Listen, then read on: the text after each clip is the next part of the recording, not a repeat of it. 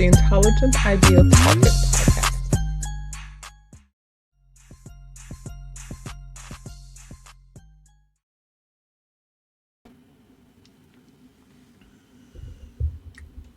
Yes, sir, yes, sir, yes, sir. Welcome back. We're back for another episode of the Intelligent Idea Talkers podcast. Yo, for the week of 5/2/2025, May 2nd, 2025. Thanks for joining us. I'm your host, D. This is Juice. This is Xero. Yeah. And we're here to talk about Sinners, man. Sinners. Yes. Movie of the year. What's up with the title? Is that just, I guess, everybody in the movie was sinners? That was just trying to say? Oh, yeah. Good Yeah. question. You know, I never thought about it. Me neither. Me neither. I don't know. Hey, good start off question. Yeah. Yeah, Sinner. Okay. I never looked into it. I guess think you could think everyone about it was like this, where it's like remember the father at the beginning was like, his at the beginning was like, yo, like you're out here with these sinners, you're out here like with the guitar doing your newfangled blues music. Yeah. You know, music. like and so he was out there, and I guess you can consider like from a Christian perspective, like a conservative, whatever perspective, like Smoke and Stack, those guys are hustlers. Like the town knew them as sinners. Like the juke joint was probably a place where, you know, you go to shake your bum. So Mhm. it's like, yeah, this is where all the bad people go. You know, like, yeah, if you grow up in a Christian home, you know, like you probably heard that a number of times. Like, Yeah, the juke joint. I think The you juke just, Yeah, joint. dude. I think I you remember just back in the figured it day. Hey, Juice, I remember back in the day, your folks, did your mom in particular have an issue with you watching like anime and stuff like that? anime, comic books, it was a whole thing, man. Hey, I told you. I think I told you. Anyway, she didn't like action figures like X-Men and like Batman because they didn't Yeah. have pupils in their eyes. She thought that shit was demonic. So you know what she Yeah. did? She would take my action figures and she would fucking get some nail polish and paint fucking Yeah, pupils in them jokes, man. That eyeballs shit on them. would Yeah, piss me off, dude. yeah. You're like, we're trying to wipe that shit off. And so, yeah. Yeah, and then she'll be stuck on that too, man. I had a Batman. She like painted his a pupil into his eye. Mhm. So yeah, Christians. Yeah, man. Because they always did look cooler with the blank white eyes underneath the cowl or the mask or something. Yeah. She was like, "See, they You can't demon have pupils. possessed." hmm But yeah, man, you know, just first of all, with Sinners, man, I will say, me personally, I love period piece movies. Like, just I like the world that was here, right? Like 1930s Prohibition era, you know, Jim Crow, Deep South. I almost wanted a movie with just Smoke and Stack. Like, I wanted to know what they Yeah, did in right. Chicago, like a gangster movie. Like, show me Capone and Smoke and Stack in Chicago. You know what I mean? Yeah, true. I So, was actually thinking about that too. Like those yeah. two, like this, the way they played off of each other. Like I would have loved to see them like in the heat or something, right? It was Like, crazy just out because, in the like, heat, just Michael B. trying to Jordan, get it in. Michael B. Jordan had incredible chemistry with himself. You know what I'm saying? Mhm. Like, what the hell? You know what I mean? Yeah. It has to be so weird shooting a movie like that, where like you're playing the double, so each take you have to redo a billion times. You know what I mean? You have to get in different costume. You have to say the dialogue for both characters. You know what I mean? You got to behave differently, right? Yeah. Those two behaved so different. Yeah, I guess some behind the scenes stuff is always like, how was the filming process for Michael B. Jordan himself? You know, I guess I could go probably do some research and look at a video, but like, did they shoot all of his smoke scenes all together and then do the stack? Or did they? Yeah, I guess it depends on schedule and what they were shooting, when and where. I mean, they definitely grouped some scenes with like certain brothers together, but he also had to act. He also had to act against a double. Yeah, right? yeah. I was But standing there. Yeah. but then they would have to do it again for like the stack side. Mhm. Like they would have to basically he would have to basically like do everything, everything that was good enough to make the cut twice. Right. But as you said, it could have been like a million takes for like between the dual acting, you know. So he did play both parts legitimately, but he had to act against like somebody for like the certain shots, like certain shots where it's like, you know, Smoke talking to Stack or Stack talking to Smoke, and Or like when they was handing off the cigarette, you know, right. like at the I mean, beginning. it's a Now, is that a I think it was kind of like a when they split them up. You know, when they split them up, it was definitely easier to film the movie that way, but versus when they were together, because if you really look at it, they weren't together all that much in the movie. Like they really weren't. They were together. They were together quite a bit in the beginning. They were together. They were together maybe a little bit in when they got to the juke joint. And then they were pretty much separate for the rest of the movie. I mean, good chunk that of it. Fight. After that fight, they were fighting. Yeah, they had a fight, but that's like, you know, that's like camera tricks. That's like camera tricks and different angles and stuff. But like, it was cool how they did it. They weren't together a whole lot. So, but it was still really good. Like it was kind of it was seamless. Like to me, it was absolutely seamless. Like they perfected. Like if you saw like what was that joke back in the day with the twins, Double Trouble or something. Impact. Yeah. Double Impact. The Van Damme movie. Yeah, the Van Damme. Well, okay, yes, that was another one. True. I was thinking about the ones with the girls, but yeah, the Double Impact. That was definitely one. But yeah, so much better, right? Like they've gotten so much further than that. So that was cool. I saw a scene when the interviews they had like Michael B. Jordan, and he was doing his role. He was playing the role. I think it was Stack at the time, and he had like this whole like harness on his shoulders, where had like all the cameras, like a bunch of cameras, like getting his every angle right as he was doing the scene. And he said they used that footage to like I don't know, do something to like spice them together and do movie magic so they can both play off of each other, or he could play off of them, or whatever, and made it look like perfected with the different shots, right? So the different angles. So that shit was hella cool. You mentioned him passing a cigarette back and forth at the beginning. Now, was that a cigarette or was that weed? I got the impression that was weed. Because I know that Smoke said that he needed a smoke later on in the movie, but we never saw Stack smoke anything after that point in the movie. You know what I mean? No. So I don't know. I got the sense that was weed. It was a cigarette. Yeah, because remember at the end he asked the guy for a cigarette because he couldn't roll his own. Right. Yeah, that was Smoke. That was well, I guess I'm saying it like I know which one was which. You know what I'm saying? Smoke and Stack. Which one was the one in the red? Was that Stack? Stack. Was that Smoke? Yeah. Okay, yeah. So I remember Smoke, because Stack was rolling something for Smoke. He handed it to Smoke, and then Smoke was passing it. They were passing it back and forth, but we never saw Stack smoke after that. But I know Smoke asked for a cigarette later on. He did ask for a cigarette. So yeah, I don't know. I thought it was weed.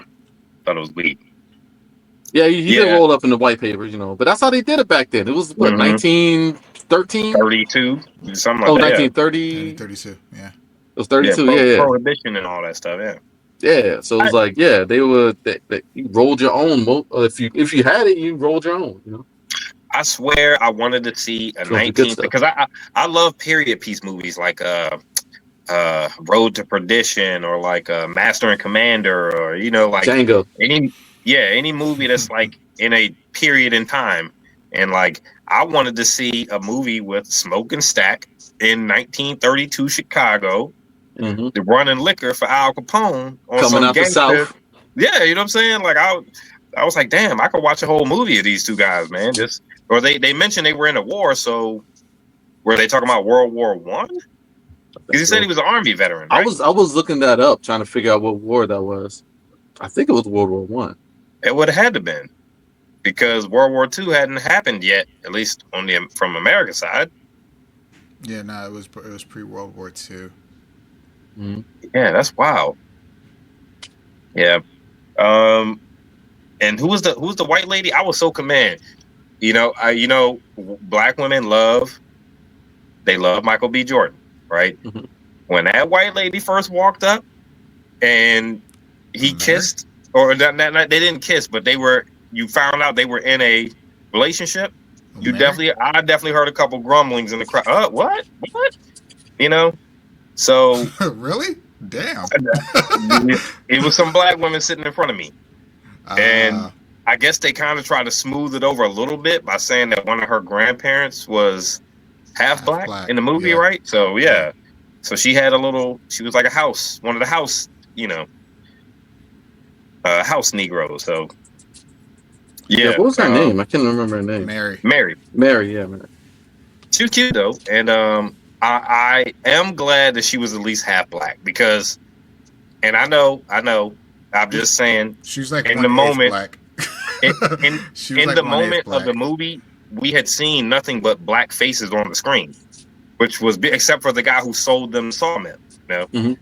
So like at that point in the movie, you're just like, man, like all the extras were black. I guess maybe the Asian people that were working at the store were two that weren't black, but. Yeah, it was just such a shock that I thought that like maybe he owed her money or something. Like, damn, I thought she came down from Chicago. Mm-hmm. Yeah, like something like that, from right? Chicago. Because I was like, at first I was just like, why would this white chick be looking for him? And also why was she there at that time at the train station? I was like, maybe he came down and happened to catch him at Chicago and he done left. Because I'm like, Chicago's a city, it's more progressive, more like there might have been more exchanges between, the races at that time. Than where they were in fucking Mississippi? Like, dude, what? They were in Mississippi, the heart of the South. That's not even plausible out there. Dude, that's just she came out there like, hey boo, like the fuck? Bitch. He's like, bitch. Because they were trying to shush her and everything. Yeah, and I'm like, oh, like shit. Her lines in that movie have gone viral. Like, I don't know if y'all realized it, but her lines have gone viral. Like there were two scenes in the movie. Oh, she was like, "You gonna put your tongue in me" and all this other stuff. Shit, like viral, went viral. Really? Like like almost immediately went viral. Like she she was saying some wild shit, and then when she got turned, and then she went back to stack in the juke joint, and she said, you got time. She said, you got time to steal all these, to steal from everybody else, but you can't steal this pussy for one more night. And I'm like, fuck, right, viral. She spit in this nigga mouth. Viral. No, that was crazy. I thought he was gonna get turned from that. I thought he was gonna get turned from that joint. I had to look around like, everyone looked around. Everyone looked around because like in most cases you fold like you fold like a lawn chair. If a girl says that to you, you're like, what? Like, did anybody? Yeah. Everyone looked around. That shit was like wild. Like, this bitch fucking freaky. I think that's why Michael B. Jordan, and that's why Michael B. Jordan. I think that was authentic. I don't think that was part of the line delivery when the first time when he was like, "Yo, keep your mouth down," right? Like, "Yo, shut up!" Like, you're like, "Yo, keep that down," because that line was fucking wild, crazy, and I'm like, "Oh shit!" And then I was looking at it. I was like, "Oh shit, this shit went viral. Oh fuck." No, I didn't see that. I think those lines help to endear her more to the to the audience, really, because like, especially kind of gave her some flavor. Yeah, we like to speak a little more plain and just say what we hear black women talk all the time. Man, you can't just da da da. And so I thought that not even like plain. Like, black people have like slang, right? Like, like you said, flavor. Give her a little more flavor. Yeah, like she talking about pussy. Pussy. Mm-hmm. Did they have that word back then? Yeah, we like wasn't referring to a feline, right? Yeah. I think they did. They did. They used pussy more than vagina back in the day, I would think. Okay, yes. I don't know. I'm not All right. Like I'm pretty. Yes, the word did exist back then. Remember back then? See, we talk about I 1930s. have the Remember when my hardest time man? thinking of 1916, 1932. 1932 using the word pussy. Like, I don't know. Remember our man Sammy went down on the chick in the bedroom in the room, and she was like, Etymology. "Sammy, let me go wash. I'm I about to walked Google here." the etymology of pussy. Go Look, ahead. yeah. She was like, "Sammy, let me go wash. I walked here," and all I was thinking in my head was like, "Yo, it's 1932 Mississippi, though. It's hot as hell, bro.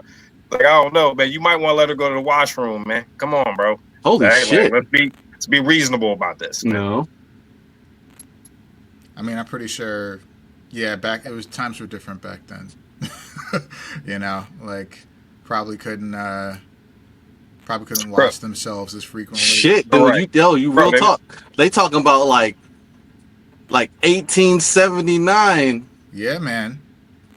Talking about Old Norse. Yeah. The word's Old been around Norse for a puss. very long time. Pocket pouch. The word's been around for a very long time. I can't tell the shit. Come on, Let's man. shot. You know All the word fuck, right? You know what it stands for, right? Oh, Like I it's did. I an remember. acronym. It's an acronym. It's an acronym for fornication under the consent of the king. Okay. And we use the Turn that word joke up. fuck to talk about fucking, right? Like same, like it's the same. It's the meaning. The meaning behind the word is still, that etymology behind that word is still, and that's again like 1800s. 1600s even. Yeah. 1600s, 1700s. And then we still use the word fuck, both as like a curse word, but also to mean intercourse, right? Fornication. So it's like these words we still use.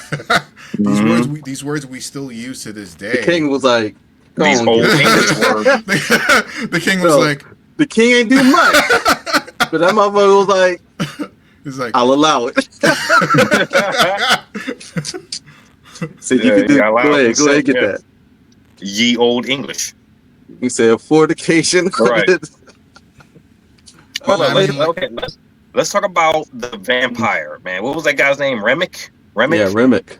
I would have liked to have seen more of him. I thought he was a good actor. I don't know the actor's name, but I thought he was good. I thought he was like charming when he was kind of on screen. Like I was interested in what he had to say. And one thing I think they missed is like we didn't get any of his motivation. And I guess this movie a horror movie? Because I wasn't really scared. There were certain parts where I was like, okay, like jump, like don't go out there. You know what I'm saying? But I wasn't scared. No, when Cornbread turned, I was like, oh shit. But we didn't get any of the vampire's motivations. Like, what the hell were you trying to accomplish? We absolutely did get the motivation, man. You missed it. I can't believe you missed it. I must have. We absolutely did get their motivation. Their motivation was basically like on the surface, it was he liked the way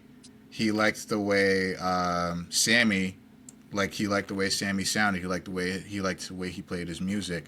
So he wanted to take the music and live on through with it. Yeah, live on with the music to possess it, right? Right. So he wanted because in a way. Sorry, go ahead. No, go ahead. Good. I think. Well, I was gonna say like the beginning at the intro of the movie. Like, remember the intro? They talked about like how the griots and the storytellers and the people who made music were the ones that would like. They were like the heart of the community. Yet also at the same time, they're also the ones that attracted, right? The bad ones, the hates and the demons and the evils, right? The bad ones. So and they were attracted to that. So absolutely right, and it's like you have to think about it. You have to think about it with every single culture. It's kind of like who do you need to maintain to keep like the culture going in any culture? And stories. You would need like your farmers, right? You need your farmers. But you also need your historians. You would need your storytellers. Your shaman. Right. You need people. You need certain people and certain experts in certain professions to keep a culture going, whether it's whatever culture, African culture, European culture, whatever. You need certain experts in those specific fields to keep a culture moving forward. right? If you destroy any of those institutions, if you destroy any of that, or if you don't have any people who can fill those spaces as experts, then the culture will slowly start to die because there's no maintenance of it. Right? Go ahead. No, yeah, I was gonna say also like, and people think that like like a lot of this was formulated before writing, right? You had these people that kept the culture, kept the history, kept the memory, right? The shamans who knew the medicine and who knew the healing and who knew the practice and who knew all of the things, who connected with spiritual realms. Doctors, right? The doctors, right? Yeah. They were there before the writing, and like I think like a modern idea is that we don't need that anymore because we have writing, because we can record, because we can like record all that, we can write all down. But nobody, I don't know if you noticed, but nobody fucking reads. Nah. But you always notice how like a song played 20 years ago will fucking bring back that time to you. Memories. Yeah. And 100%. And I agree with everything you guys are saying, but like the point. Let me just finish the thought, and then you can go right ahead. Right, like the reason why I bring this up, is because not only did Merrick want it to Remick. Thank you. Yeah, I think it's Remick. So Riddick? Not only Riddick. So not only did Remick want to possess that through Sammy, but it was also a commentary, like a social commentary on appropriation, right? Upon like straight up like they made a white people is evil movie.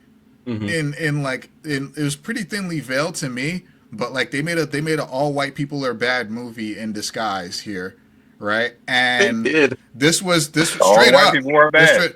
All the white people were bad, right? Mary was the only outlier until she got turned. But even then, at the end, she turned around, right?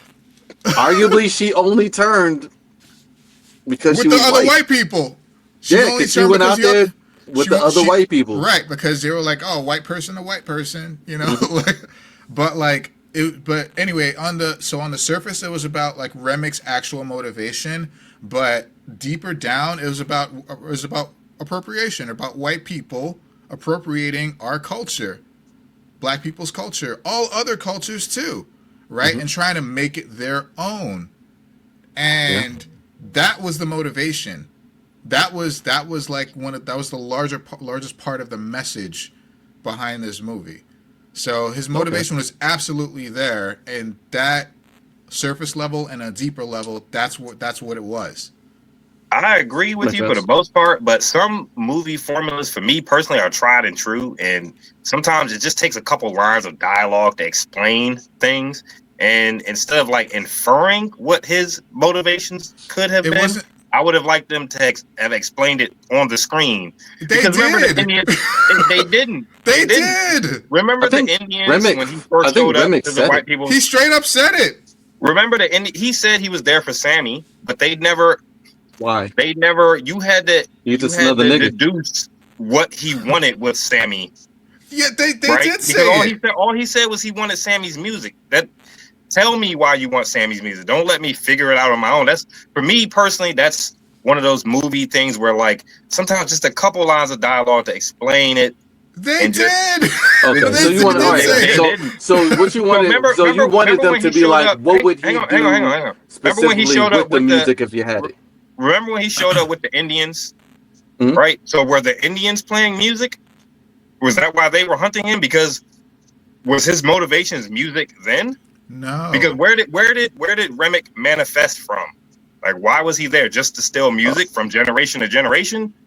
You know what I mean? He's a vampire. Again. Well, yeah. What was he? Because were they drinking blood, or was he just biting them and turning them?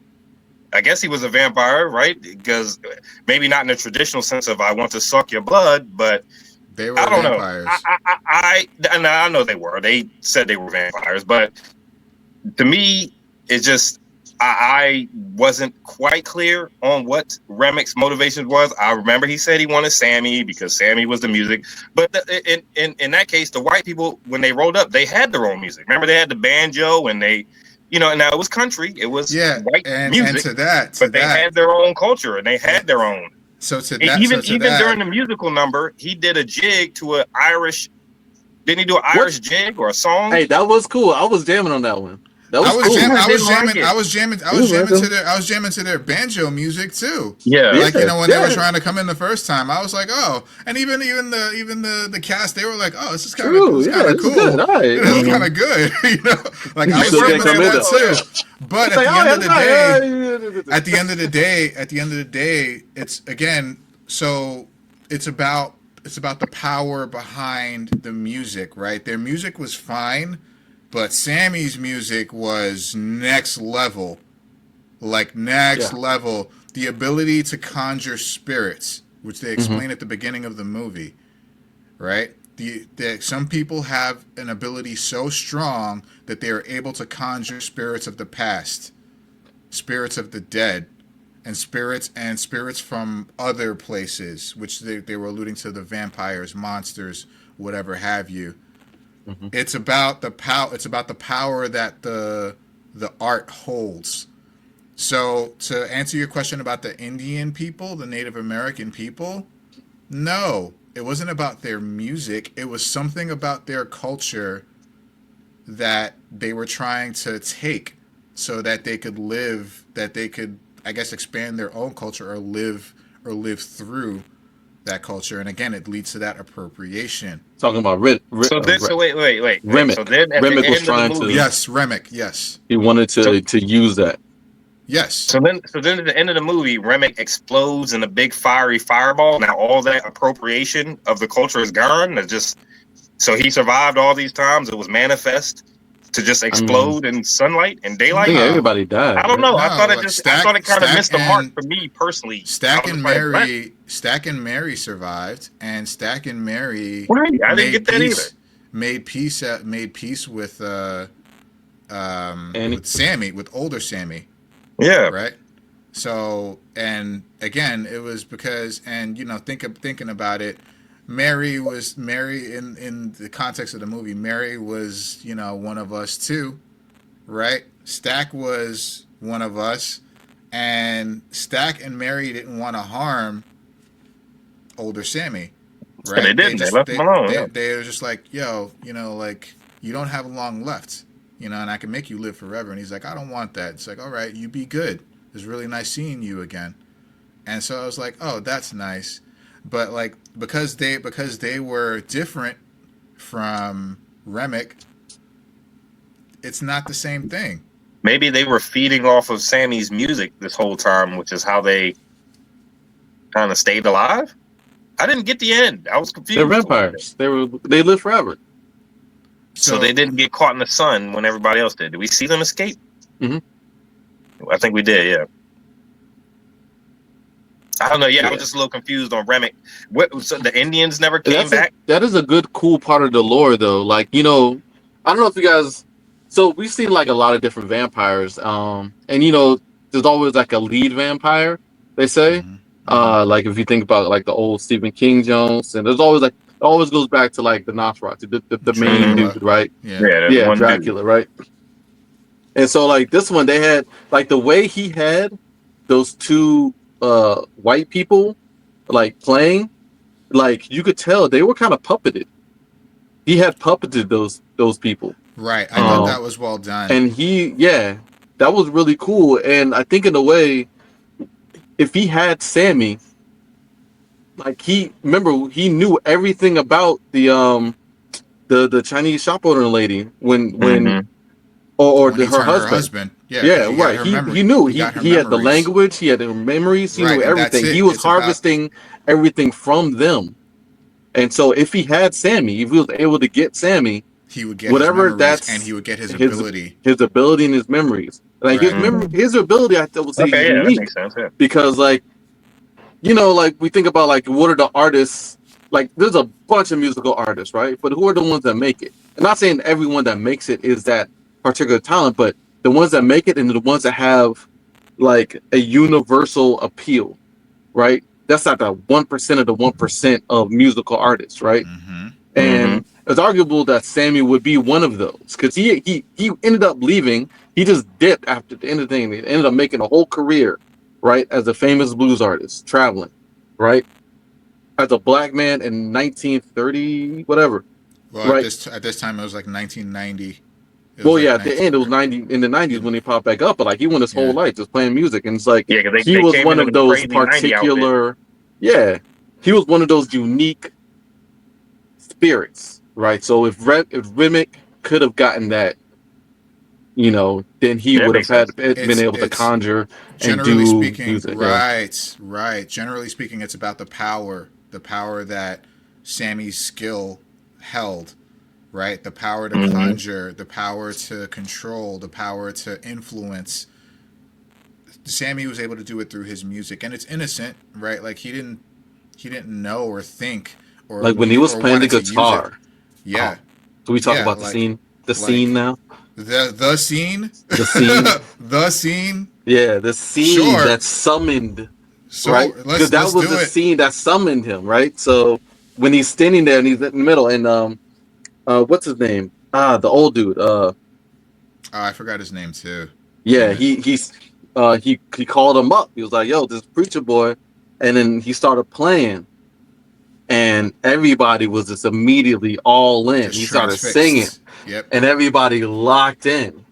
And you saw like the visual of like seeing how he was reaching across time, playing the music, reaching across genre and time and cultures. To the point where it was like world dance, like world music, world culture. It was just great, you saw the magic of his like musical ability, of his music, and that's what Remick wanted. Yeah, because wherever Remick was, power, wherever he was at that time, he heard that and went immediately over. He wanted that. That's what he wanted because it gives him more power. Because he bites Sammy. He gets his memories. He gets his ability. I heard an argument. I feel like Remick should be more all encompassing and all powerful than, I mean, to just explode and be gone and all that stuff is just for naught and for nothing. Now while we're on the music, that's another issue I had with this movie, and not the music itself. I thought the music was good, but the second act of the movie. You know, after the first act, where they go through all the logistics, setting up the party, they get to the juke joint. Now, the second act of the movie, I thought the music numbers really slowed the movie down a lot. You know what I mean? Like, I thought you could have at least shaved 10 minutes off of this movie. Now, I like the music. Wait, you mean when they were when they were playing music in the place and people were dancing? Yeah, remember when Sammy started singing and they went through the whole montage of all the like the rappers and the yeah, I mean I think that was the. I think that was the best scene in the entire. I think that was the point, right? I think that's what it was all leading to. I think that was the highlight of the movie. It was beautiful. It was beautiful, but it didn't serve the movie at all. To me, I mean, I would have wanted more of a serious. Because you were looking for a monster. I don't know, movie. Drama at that point. I was at that point in the movie. I was 100% in on where this story is going, and that moment for me personally just took me out of the movie, you know.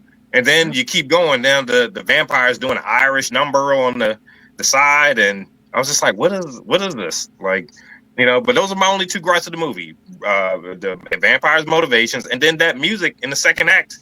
Not the music, but just the fact that I felt like the movie got really slow for about 20 minutes there, 25 minutes. Like nothing happened. Okay. Just going around, and they were having some musical numbers, and it was almost a semi-musical, you know? Yeah. In the middle there. Exactly. It was. I mean, beautiful. that's literally my like a semi-musical is kind of immediately the way I interpreted it as I was like driving home. I was like, this was like borderline the musical, and like I was like, that's the reason. Maybe that's the biggest reason why I love this movie, right? Because like for me. Like the whole music, the music was kind of the point of the movie, right? Like, and maybe because I was maybe primed by this. I know for our last conversation, me and Frank had, we were talking about his music coordinator gig he was doing for a show that came out, and all the stuff that goes into like the music in a movie and how music in a movie can set the scene and how important it is for building the importance of a scene or if of a dialogue or anything going on in the movie, how important the music is. And I felt like there was points in this movie, like even aside from like those numbers, those musical numbers, where the music was so like heavy and so like full that it built the scene like in a way that it would not have been able to happen. I feel like, without the that musical number where he reached across time and generation, that was like the beginning of the movie, where the old shaman popped up where he was playing the guitar, an old shaman like walked into the screen. I was like,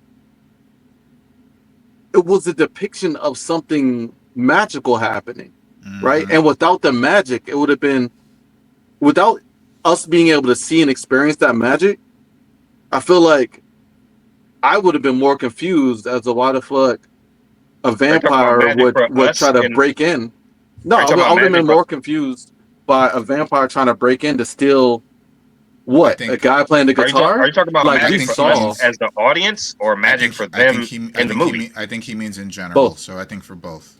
Yeah, both. I think he means it was magic. What magic did that musical number lead to in the movie? Just him reaching across time, but there was no. He was a supernatural being. He heard it from wherever he was. He wasn't nearby.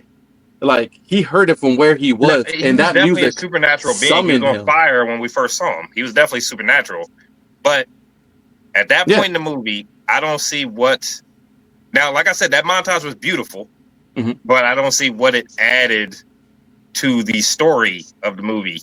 I thought it was just a visual kind of a cue thing. That was again the very first thing they say in the movie. Now, obviously, you have different styles of music, but they had a girl twerking in there too. There was a girl twerking in that montage too. So, is the vampire getting energy from twerking? Yeah, is that what they're trying to say? Is that what the magic was? She's giving him magic by twerking. You don't think twerking is magic? I see the shaman. You don't think twerking is magic? Okay, it might be magic. It's not. Right. It's not like. I think you're thinking literal, like smoke and mirrors and illusions, like. We had a vampire who was on fire. No, we're talking about like the magic behind how powerful music can be, how powerful art can be. That's why I say it was beautiful. Humanity. That's why I'll say it was beautiful. Here, I got an example. I don't think it added anything to the movie at that point. I got an example. The only thing I thought it served to do to the movie at that point was to slow it down for a second. You know what I mean? Hold on. So, all right, let's talk about like magic and like levels of magic, right? Like levels of ability and like importance of those things, right? So, let's think Star Wars, right? Now, think of the scene. Remember, I think it was the second Star Wars movie, Empire Strikes Back, right? And I think that's when Luke and Vader kind of first. No, it was the first one. Attack of the Clones. No, I don't remember. Whichever one that Luke. A New Hope. Of the first set of movies, the first movie that came out. So the second movie. I'm so lost. The movie when Luke and Vader first cross. When Luke and Vader first cross. Empire Strikes Back. Empire Strikes Back. All right. So think of that scene, right? And the way Vader, and the way he encounters Luke initially is he senses him, right? He feels him, and he feels a connection. And he turns, and that's how we interpret it. Now, imagine the weight of that imagine that movie without the weight of that scene. Nothing flashy happened, nothing exotic, nothing like demonstrable happened, aside from just a noticing and a realization, right? Versus force throwing things and lightsaber fights and lightning hands, right? All of that stuff is magic, Star Wars shit, right? But the weight of that scene kind of led to layers of importance importance in the movie, especially later on. Exactly. And that's kind of what I'm saying. Like the musical number of that scene was a depiction, and it was more visual, but in a way, it was also it was visual and performative, but it was not like zappy zap, fire on fire, stab me in the heart like magic, right? It was the sensing magic, right? It was the lower level, and that level of magic is kind of literally what made it important to Remick made it important to Remick to seek out Sammy. It was that made it important for him to do that. The same thing that made it Vader made it important for Vader to seek out Luke. So does that make sense? Yeah, it makes sense to me. It makes sense to me. Sorry, that was long. It's about like with all movies or all storytelling, it's show and tell, right? And that was an instance where they were showing you the amount of power that not only music possesses, but that this particular individual possesses, so that there would be a conflict where you have Remick coming out of the woodwork to gain that power and that influence over people, to become more powerful in this sense by he could have just went his on ability, taking his ability. So they needed to show us, because music is all fine and good, but maybe kind of to like your line of thinking, we all don't like the same kinds of music. We all like different kinds of music. We all have different styles and different ears for things, right?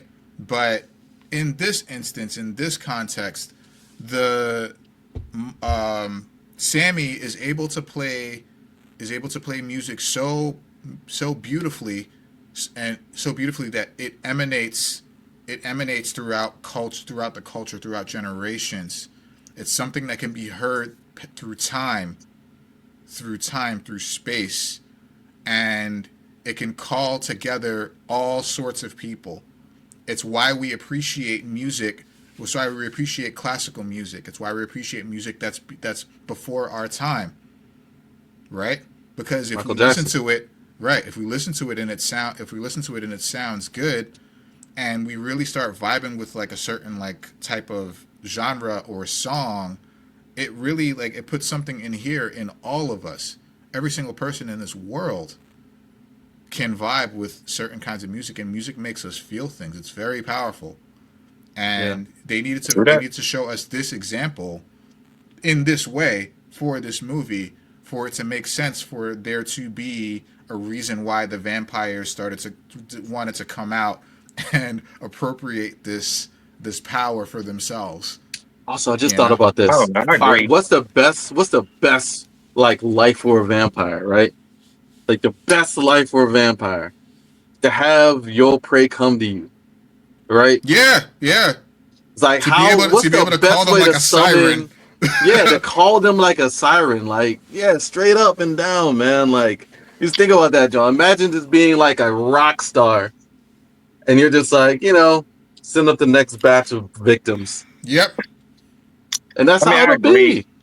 I personally wish the motivations were set up a little more streamlined, right? Because he had Sammy's girlfriend. If he was looking for what set Sammy aside besides plot armor, because he had Sammy's girlfriend, he had the other blues player. I mean, he had the music already. No, so what wasn't about Sammy's music? He didn't. That's what we're saying. Sammy's music was special. Unique. But see, they didn't show us. The only reason Sammy's music was more special is because Remick said it, which I guess is his there's just something about Sammy that just makes Sammy. I gotta have your music. I can't have nobody else's blues music. I gotta have yours. We can't quite put our finger on it.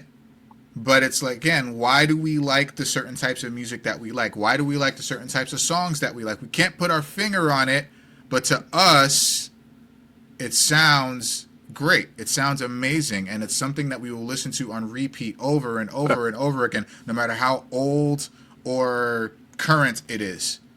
Yeah, true that. Because hey, Sammy killed it when the other dude called him up there. Sammy started singing, even in the car. Yo, When when he was Michael in the B. Jordan car, realized, he said, "Traveling." I was like, I said, oh shit. I like I said, was like "Whoop," Michael B. and Jordan. then Michael B. Jordan said, "Whoop," Yeah, but then they started to and make we were some like, money. like, what? Like everybody there was like, what? Like I didn't look. Real talk. Let me say, from the beginning, I was like, man, this kid got a deep voice. Like, Yeah. why his voice sound like that? Anyway, you know. Then he hit that note, traveler. I was like, oh, that's what this is about. I mean, who don't like the blues anyway? Of course, they want to steal that shit. You know what I'm saying? Like, that's what Again, Elvis did. it doesn't have to be pigeonholed into a certain kind of music. I think that's the point, right? You know, It could have been rock music. It could have been hip hop music. It could have been, And the vampire might have done something whatever. similar with the Celtic music that he was. Had the Celtic number. You know what I mean? Right. They stole that music. Right. It's just about amassing power. Underneath the surface, it's about appropriation, but on the surface, it's about amassing power, amassing influence. Think about his father. Like I heard this on TikTok. Someone was talking about it, but so the whole idea is that Sammy was good with that guitar. Remember he was looking for his guitar, and his dad had it in the church. Yeah. And he said he wanted Sammy. He brought it with him, so that's so Sammy couldn't find it. That's why his dad brought it. Yeah, I guess I don't know. I know it looked like he was trying. He wasn't hiding it. It didn't seem like he was hiding because it was sitting right there. It was sitting in the and think of the placement of the guitar. It was just sitting right there next to the pulpit, right? And so you think about that, and it's like it didn't seem like his father was trying to hide the guitar. It looked like he was trying to bring the guitar into the church and have Sammy bring his guitar, bring his music into the church, arguably, but to potentially maybe use it for the same thing. Imagine, like, the black church has always been known for music, right? Especially the Baptist church, known for good spiritual music. It's a consideration that the father did recognize Sammy's talent, did recognize Sammy for what he was, and he wanted him to come back. Don't go out there. Stay here. I'm going to give you a sermon. You're going to teach tomorrow. You're going to preach tomorrow. Maybe maybe play your guitar too. Was there bring more people to our church? The guitar? What was that plate thing that got lodged in Remick's head? I heard it was remember that silver plate thing? Remember he hit him with the thing? And yeah. Okay, yeah. Man, so I hate it when Stack died, bro. I hate it because Frank, we were talking before you hopped on that you knew the shoe was gonna drop. You know, I hate these movies where like you know something bad is gonna happen. You just have to like Judas and the Black Messiah, right? You knew something bad was gonna happen. You're going through the whole movie. It's a matter of when. You just wait until when, and you know something's gonna happen. And you're enjoying the ride, and he's like, man, you know this ride's gonna be short. Right, man. And he went in the room with the girl, and Sammy burst in, and they're having sex, and he goes to get smoked, and they come back, and she's chewing on his fucking face. I'm like, oh, God damn it, man. That should just, like, you knew it was coming, but it still pissed me off, you know? It's like, God damn, man, he's dead, Here man. Well, here we go. I mean, he's not dead. He's just kind of dead. You know? He's just kind of dead. It was probably fun for Michael B. Jordan, the actor, because he got to be on both sides of the thing now, you know? So he got to be a vampire and he got to be just trying to be a hero, anti-hero, whatever, but... Again, that was one of the scenes I did forget there were two different people. And I felt terrible for Smoke. Or they were the same. I forgot they were the same person. Like that scene was done so well. Like he was sitting there holding himself. He's such a good actor that, like, you forgot it was two different characters. It was Smoke and Stack. I mean, you know, and I felt terrible for Smoke, man. When he looked up at her, she's like, I'm sorry. I'm just like, God damn, man. You know it was going to happen. You just didn't want it to, you know? Yeah. But at the same time, it's just like, you know, it's a vampire movie. Yeah. It is what it is. But I want both of them to make it out. Damn it. Or at least go down together. You know what I mean? But real talk, man, like, she was a freak, son. Like, I don't know. She spit in this nigga's mouth. I'll never get over that. Bro. That was like a lot. Not sexy to me. I'm sorry. That's not sexy. Don't spit on me, okay? Like, it's okay, maybe a little drool. She didn't spit but don't on him. spit directly in my She mouth. spit bro. in him. She spit in his nigga mouth. I thought he was gonna turn off of that shit. I was like, oh, he's gonna be a vampire. Yep. She damn. Yeah. He probably would have been. She didn't even need to bite him. Then the start open. Jesus. Damn, spit in my Yeah, mouth. that was some freaky stuff. Though. I was like, damn, you're a freak. Jesus. Yeah, but And no, then he that was was just like, yeah. He was like, yeah, and yeah. then- Man, you know who else pissed me off too? The Asian lady, man. What the hell, bro? So you sent your husband out there. I get it though, because she had to get home to her daughter. But why the hell are you bum rushing the door and inviting everybody in for, man? Why does she even do that? I guess just to move the story along. Because I mean, it's enough motivation. I think there was enough motivation there for her, because they said we're gonna go where it's like, if you don't let us in, or if you keep stalling till the sun comes up, we're gonna go to your store, and they to your could house, and we're gonna kill your daughter. They literally could do that. Or they would turn her daughter. They would turn the daughter in order to try to lure her out, and then turn her. And again, it's just amassing more power, more influence. You know. So did Remick turn everybody in the theater though at that time? When that happened, everybody was like, "What the fuck?" Yeah. Everybody was like, "Oh, what the fuck?" He's like, "Come on in, you sons of bitches!" And I'm like, "Oh no! Oh my god! Why? What are you doing? Why the fuck would you do that?"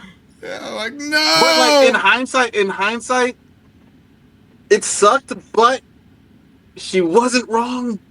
No, she wasn't wrong. Yeah. She wasn't wrong. Like, imagine all your son out there. You knew your son is at home. You're like, their juke joint. Right. It's back then. They're not that far. Imagine vampire running distance, like fucking 2 minutes.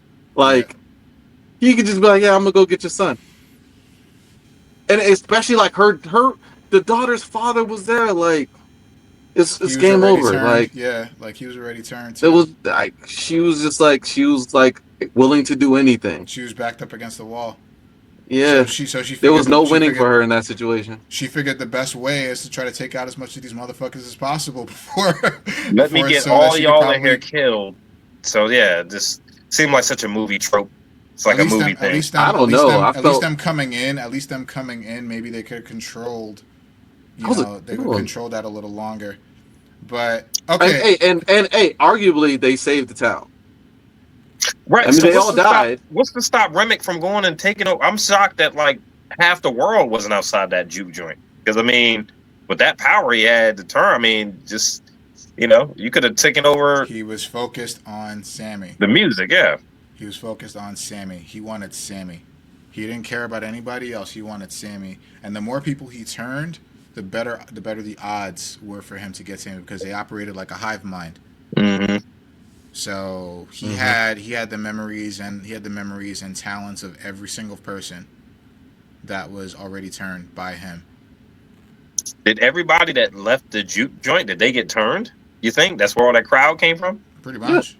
That's what they turned everybody. Remember, they told like everybody out. Well, and then he didn't have to turn. He didn't have to turn every single individual person, as long as one of the people that he turned was able to turn others. It was just that much easier to spread, and it all funneled back to him.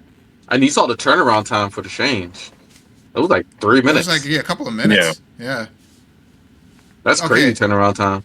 Okay, so before we came on, I said that I had a kind of a devil's advocate take on this movie. I feel like there were I feel like there were two separate movies here, and I feel like this movie is a bit of a litmus test for movie watchers in general. But I feel like there were two separate movies here.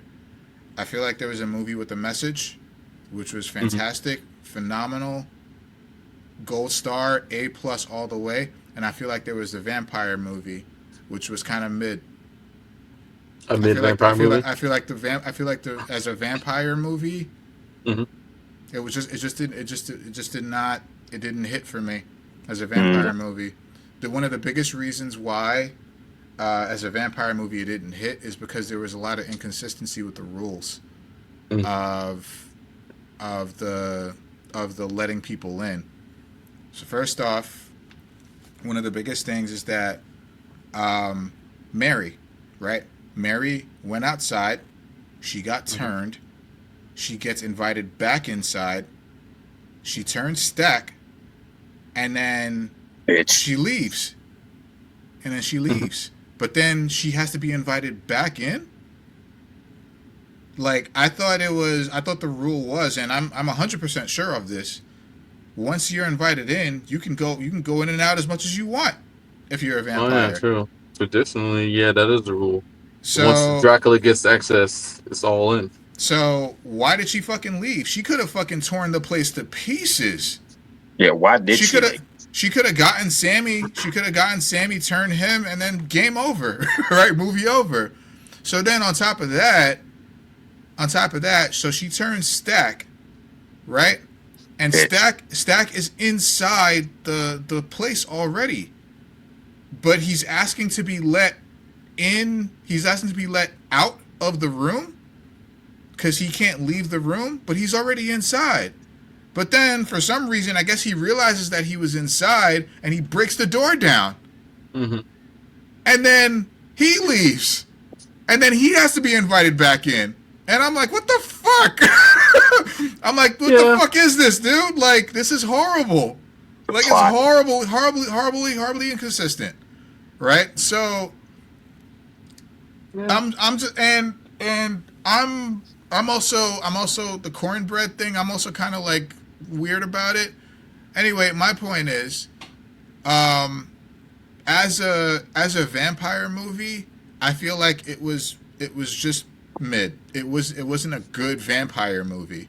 But as a movie as a whole, with the message, of seeing us on the screen, seeing us in positions of like authority, power, influence, right? Affluence, even though Smoke and Stack got their affluence in. Wait, what was the cornbread issue?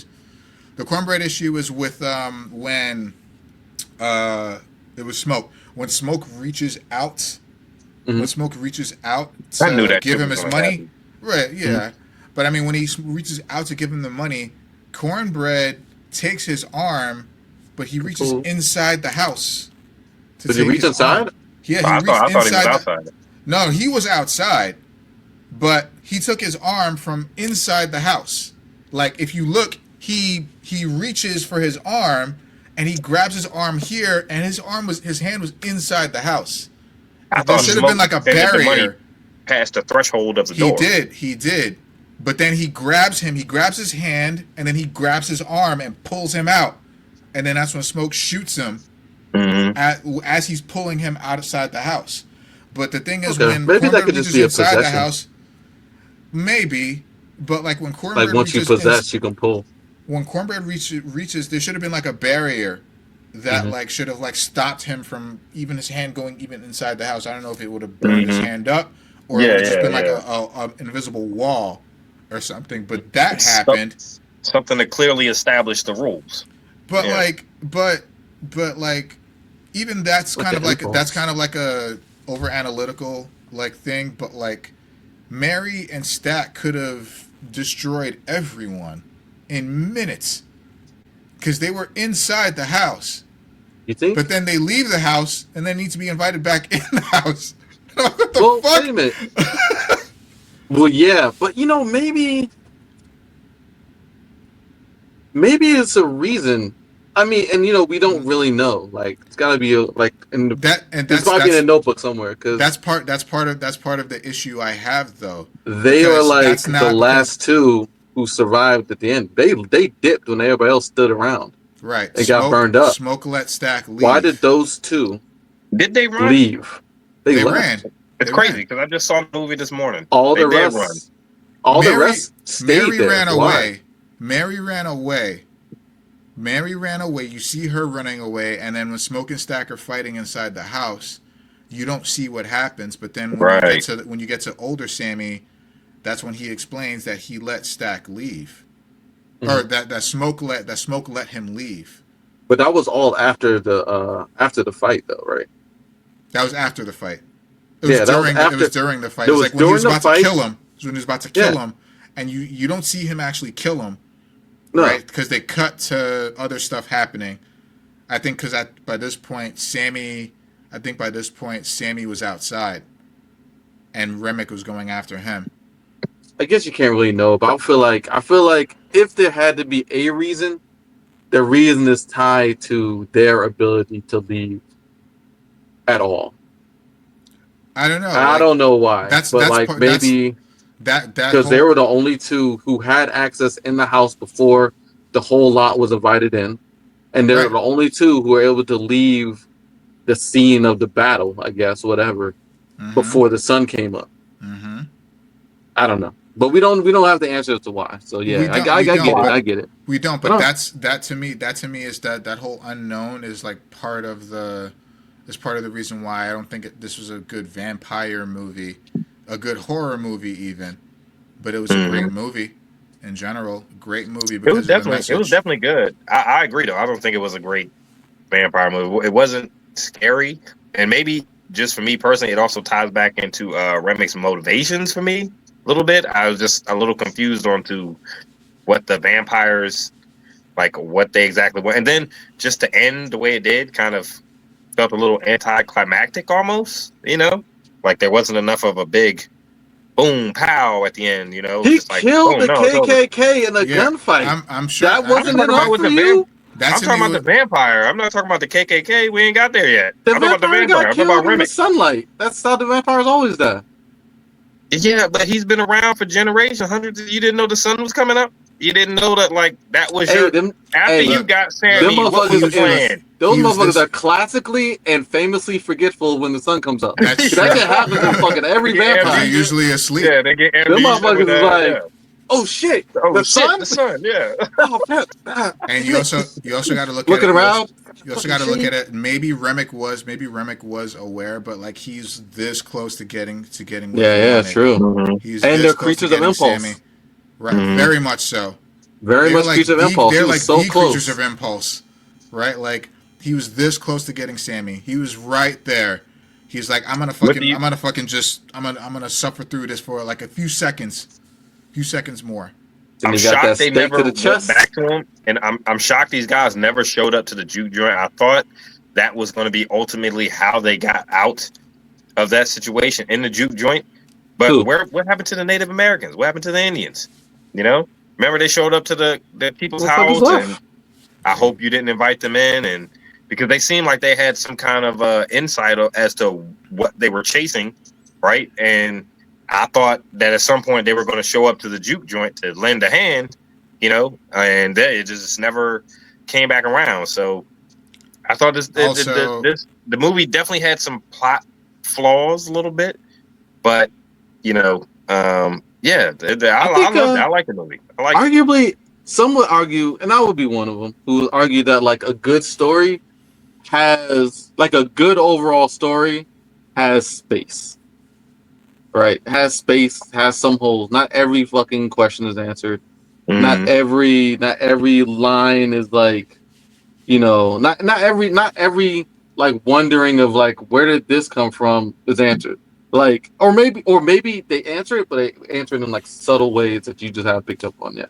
I don't know. Like I heard somebody talking about how like in one of the newspaper articles there was a ship from Ireland that had fucking. It was empty and there was blood everywhere. And in one of the articles that was posted somewhere in the movie, I don't know. I only saw it once, so maybe that's wrong. But like, you know, maybe he came off of a ship and he just popped up, right? But you know, it's fine. I don't mind. Like, I don't mind a couple plot holes, you know. But overall, I think the movie's message was like the biggest thing, like. The vampires are out there. Be careful, right? The vampires come in many forms, and white people. Let me chill. All right. I think it was good a lot. Just let's make a note that the white people were only turned to vampires because they were racist. Were they? No, Mary wasn't racist. No, I'm not talking about Mary. I'm talking about the two white people. At the beginning, the they were KKK, yeah, they were racist. The Native Americans. They saw a white guy, and the natives, they was like, "Hey, It was like he's not what he seems. Don't listen to him. Mm-hmm. We can help you. Mm-hmm. And they're like, she's like, get off my lawn. Mm-hmm. Fill in the blank. Mm. Well, Like I they could have handled that right then and there, but she was just like, nope.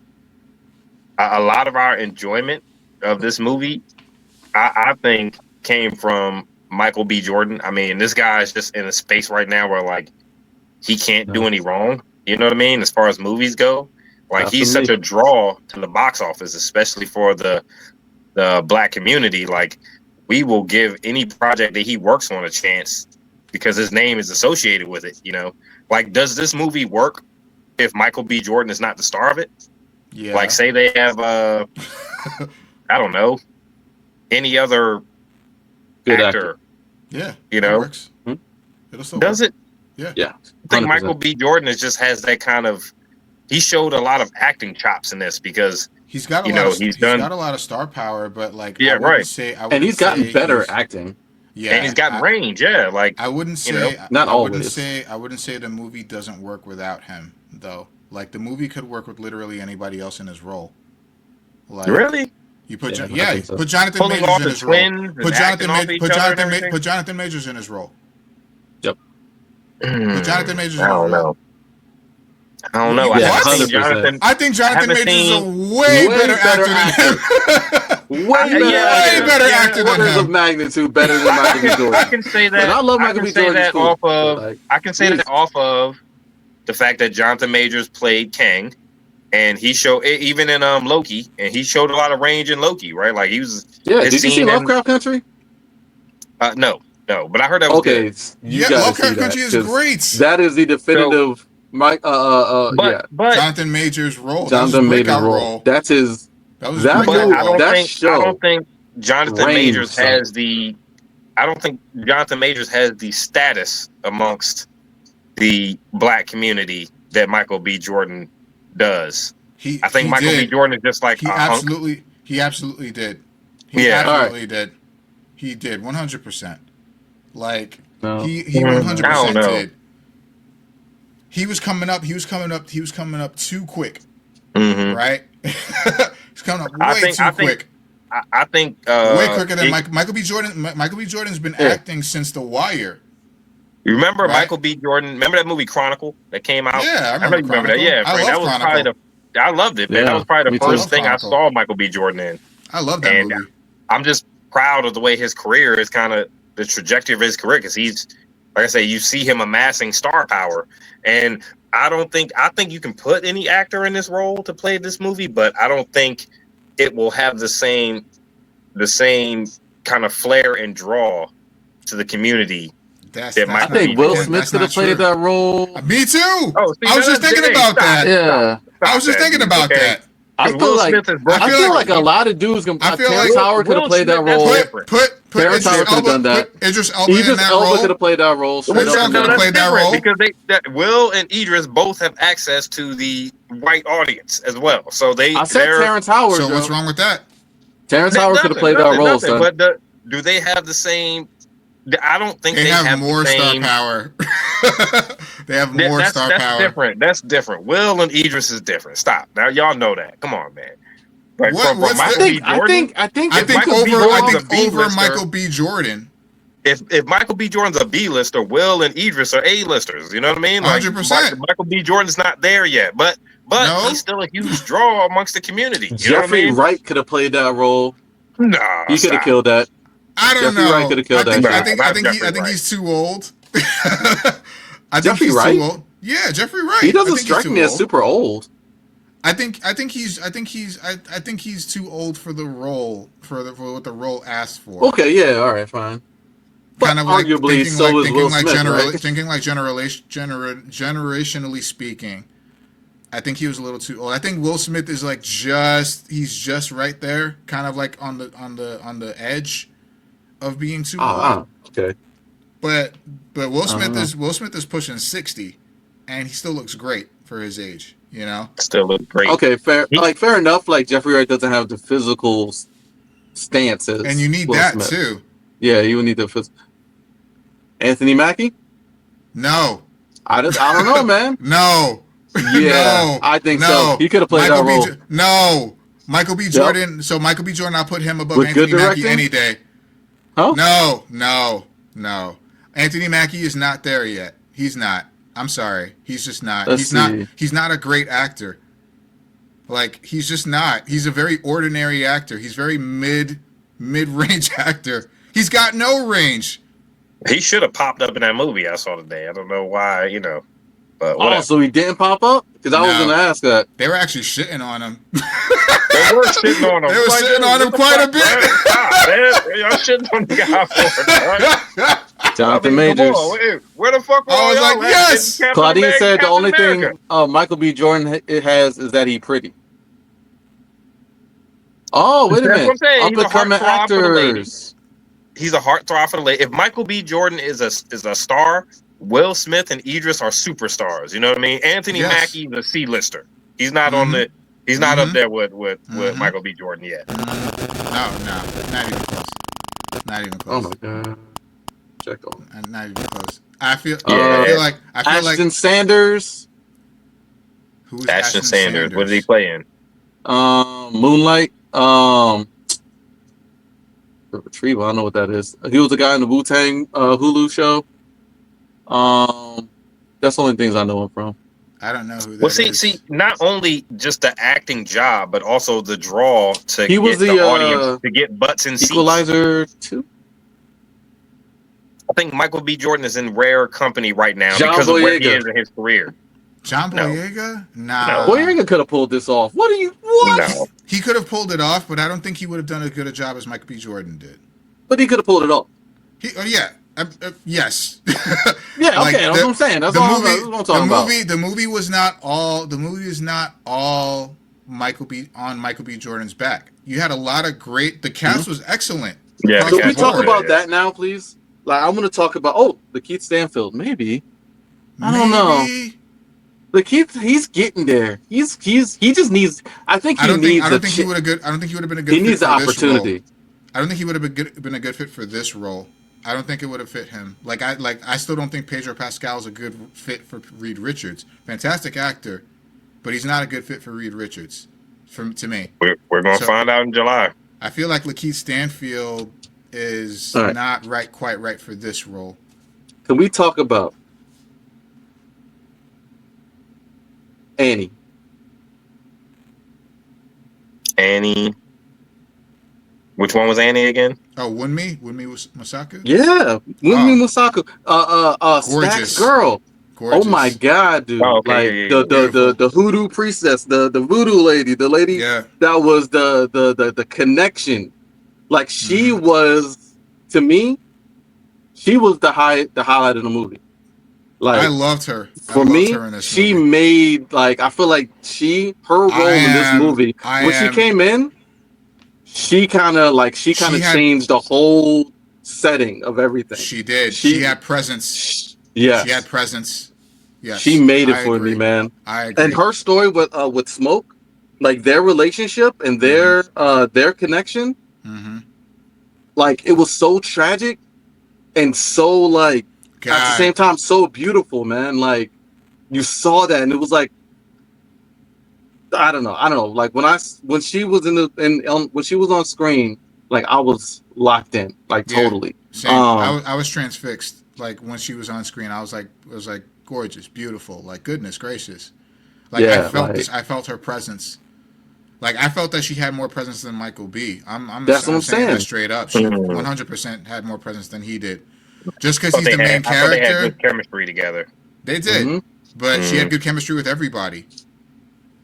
Yeah, Right? she was like the one person that everybody like when she said when they were like when what's his name was talking about what's her name? Mary. When Ren was outside, like, what about her? Like everybody was like, and then she was like, no, she family. And it was like it took her to draw that line, right? Like she was the one that kind of made and it wasn't questioned. Yeah, it wasn't questioned. Everybody was like, yeah, she family. What you talking about? And it was like the way she kind of held the scene, and she was everybody surrounded her. because she was like, when it came down to it, she was their like linchpin. Yeah, exactly. She was their linchpin, and like I feel like she played that role like perfectly, and she looked good in it, man. Like it was so cool. She definitely commanded every scene she was in, and like you said, she definitely had presence. But for me, I don't think anybody tops Michael B. Jordan. Every scene Michael B. Jordan was in, as either Smoke or Stack, was interesting. When they were together, it was good. Yeah. When they were separate, it was good. You know, but she definitely had presence, and she definitely, when she was on the screen, she just commanded the scene. I hated when she died. I hate it when everybody died, man. That's the only problem with these kind of movies. But like the way she went out and like their connection at that very end when she died, when he had to put the stake in her heart. Like and she was also in Lovecraft Country. Yeah, that's right. Yeah, she was. That's right. And she was bro, she was good in that too. Like every time she was in really good in that. Yeah. I felt like she was wasted in Loki. Like I really did. Me too. She was like kind of sidelined. Oh yeah, she was a guard, right? She was a TVA. She was a TVA guard. She was completely wasted in Loki. But like, yeah, she was great in Lovecraft Country. I'm so glad they brought her in. Kind of late, but they brought her in, which was great.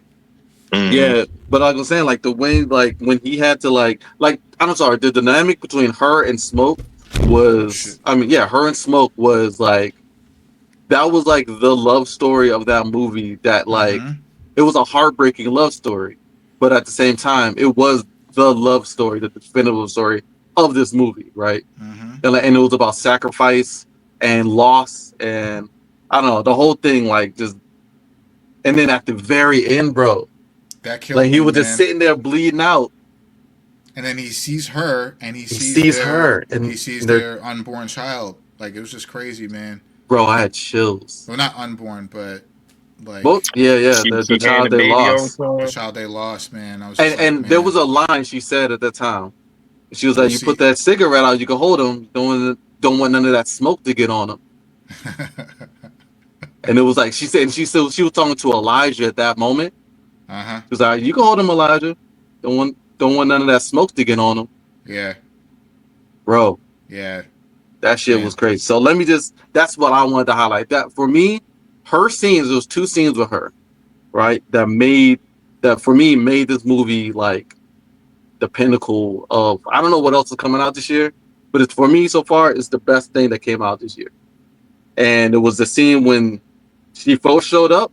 And they were in the shack, and she was playing. She was like re-upping his juju bag. I don't know how this works. I know she was like, she was like re-upping it. She was like charging it up.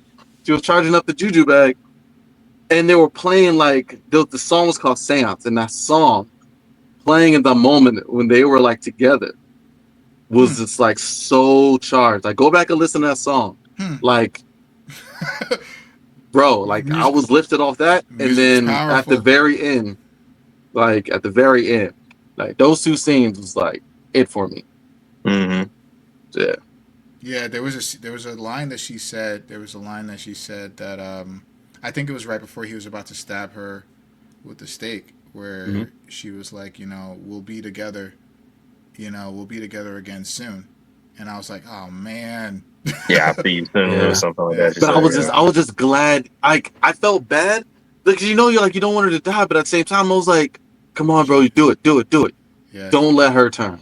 Don't let her turn. I was more pissed about don't let her turn. At that point. Nah, I was mad. I was like, yo, you gotta do it, bro. Don't let her turn. Yeah, like you promised her. That's what was me the whole time. I was like, dude, you do it. You gotta do it, man. Claudine is saying, what about Mahershala Ali? I feel like he could have done a really good job at that. I feel like he's very true. Choice. I feel like he's also a better choice than Michael B. I'm sorry. I'm sorry, D, but there's plenty. I think Michael B. Jordan just has more presence. He had the presence. Mahershala Ali. You're just thinking of Killmonger, okay? That fits the roles that he plays, right? Like. His role, Smoke and Stack, had to be a role. This is his best role. Strength. He doesn't have anything before this. I think I liked him better. I don't know. I liked him better in this than I liked him as Killmonger. I think Creed is his best role. Creed? Which one? The first one. The first one? The first two. I didn't see the last one because I'm okay. Which was the one with Jonathan Majors? Was that 2 or 3? That was 3. Bro, he was getting beat down that show, man. Yeah, it's fucking crazy. I didn't see 3 yet. Man. But I think him as Creed. I think that's his best role. But this role. I mean, you know, maybe to me, maybe I'll give it more time. I would think this is his best role because he did a really good job. Yeah, he did. Especially playing dual roles. He did a really good job. Like uniquely good. I just don't think his acting chops are up there with some of these other people that we're naming as alternates to be able to fit into that role. Well, there are plenty of people that'll slide into that role that way better than he is.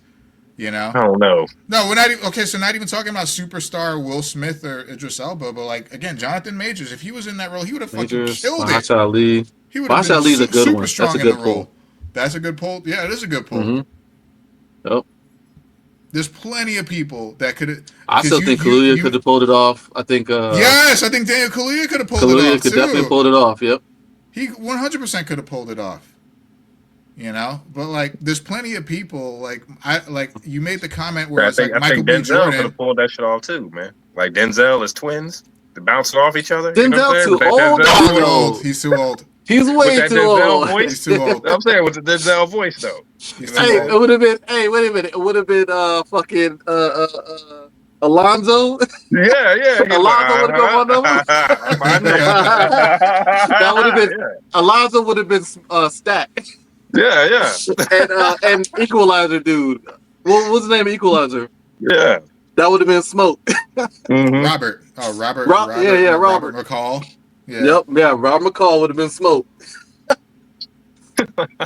Hey, you. All right, dude, you done convinced me. Yeah, I'm talking about that Denzel voice. Yeah, that Denzel voice. I would love to see that, Joe. I would love to see that. But you made the point. You made the point earlier that this movie could not have been as good as it was if Michael B. Jordan wasn't the lead, and I'm like, I don't think that's true. Nah. You know, like I think there's plenty of people who are way more qualified that could fit in that role and do a better job than he did. But he did a great job. He did a great job. Chemistry is with other actors is one thing. Not only the acting chops. Obviously, I think Jonathan Majors is a better actor than Michael B. Jordan, but I think Michael B. Jordan just brought a little something to the role that, like, it just of course, fit him. He brought his own thing to the role. When you think about Smoke and Stack from the movie Sinners, you're going to think about Michael B. Jordan. I think that that's because he was them. I think he definitely put his stamp on the acting. I think he put a bigger stamp on the acting world with this role because it was more rangy than a lot of the other roles that he got. Definitely more than Killmonger, right? Like, I think I agree with you though, Frank. I think Creed was probably a little bit more rangy for him. I liked him in Creed more. Like there was more. I remember Creed. Like there was more to me. There was more, and I mean, for me, I like the first 2 Creed movies a lot. Like especially because of Sly. But like I think Michael B. Jordan did a great job as like kind of like the abandoned, hurt kid who wanted to be closer to his dad without really even realizing it by, you know, taking up the same path, even though he had the choice not to, and becoming a fucking champion at the same time in doing so, you know, beating people that he shouldn't be beating. But, you know, that's different genre.